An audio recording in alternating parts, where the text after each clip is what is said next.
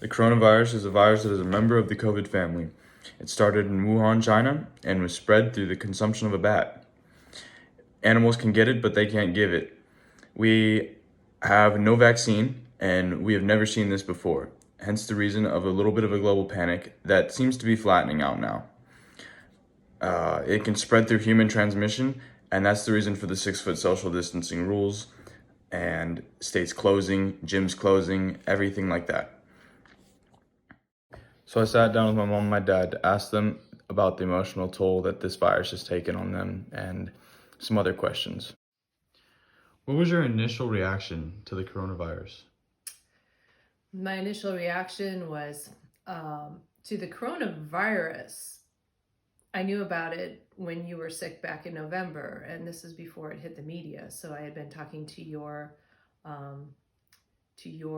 doctor at Kaiser about it because of you have Chinese students from China. So we had a discussion then who was downplaying the seriousness of it because no one really understood a lot about it.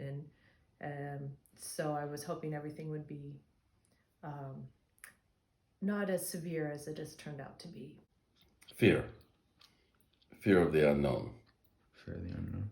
Was this an over or under reaction? As a rational reaction. I think it was a good reaction at the time. I think we're starting to become a little bit more overreactive to it, but I think that doing the shelter in home for the first couple of weeks, even a month, has been a very good idea. When would you see life returning to normal?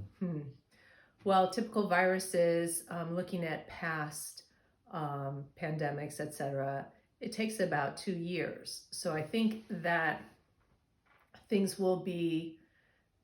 could potentially be a little bit more normal in about 2 years once we get a vaccine in place.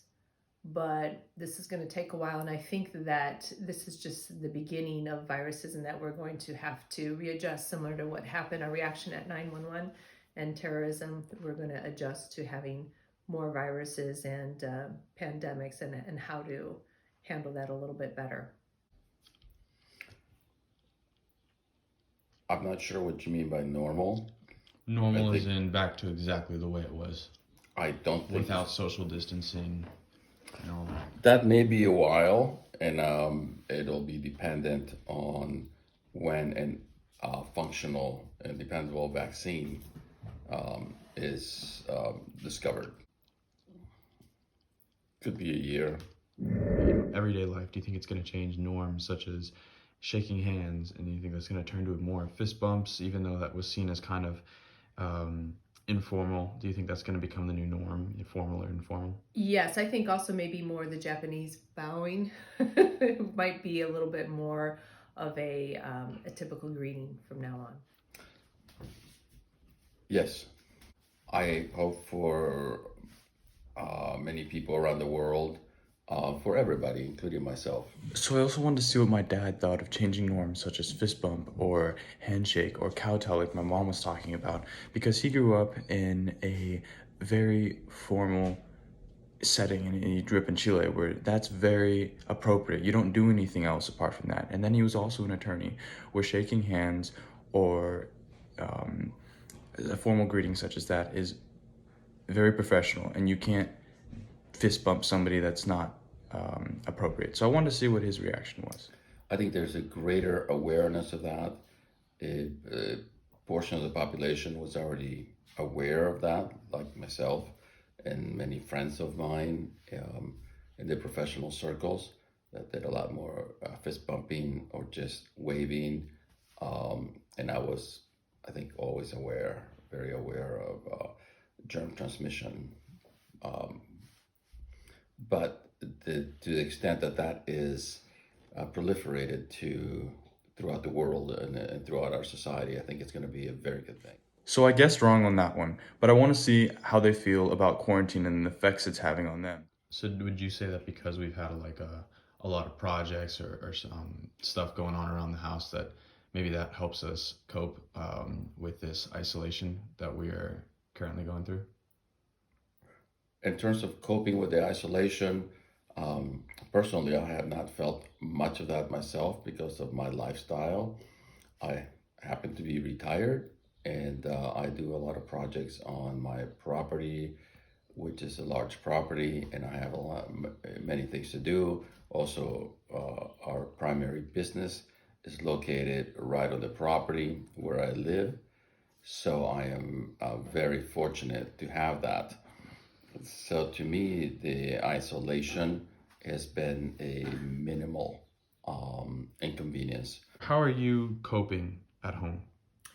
Well, I have an essential business, so I am still very busy in terms of clients that I see, but it's just how I've had to restructure my business in terms of putting social distancing and trying to keep everybody safe, because some of my clients, of course, are high risk, and of course your father is high risk. Not going to restaurants or not being able to meet somebody at a coffee shop, or go to the movies or go to the gym. Those are mainly the effects that isolation has had on me. But beyond that, it's had very little effect. We started this collaboration with Moderna because we wanted to utilize our antigen concept, so our vaccine concept, but deliver it via their platform. So what that means is that we take our sequence from the VRC and we give it to Moderna, and Moderna develops the vaccine.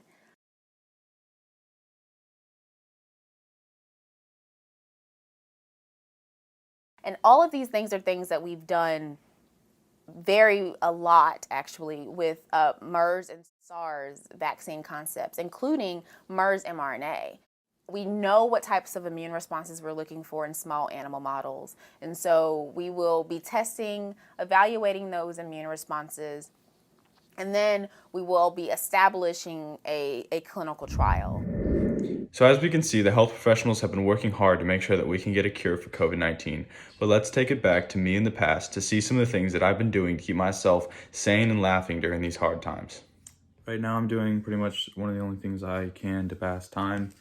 And that is homework, classwork, whatever, for school. Kind of thankful for it, kind of not. I mean, like it's annoying, but it, the silver lining is it gives you something to do. I think plenty of my my friends and people who are in the situation are doing the same exact thing, and that is well, you can't really see it, but work. My best friend right now. So here I am with all my my new Lamborghini. But you know what's really important? Is all these new books I got. No, I'm kidding.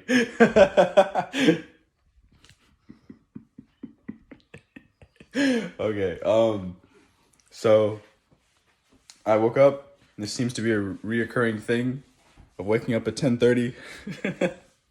For a few days I was off that, now I'm back on. Then I'm gonna go do homework. I don't know what homework is written down. I probably missed some Zoom meetings, but...